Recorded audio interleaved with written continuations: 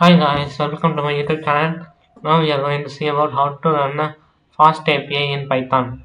First, we need a code for that. This is the main.py file, and this is the subfolder API router folder. These are given some sample data for that. For first we need these requirements. We need to install our fast API by using this command. Install it.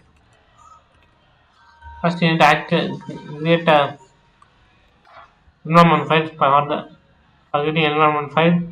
You need to use this command to create an environment file like this, and we have to create a we have to activate the we have to activate the environment file, and after activation we will see that is in which environment, and then we have to install the requirement file here, uh, and then we have to run the application. For that we first we run it in dev mode.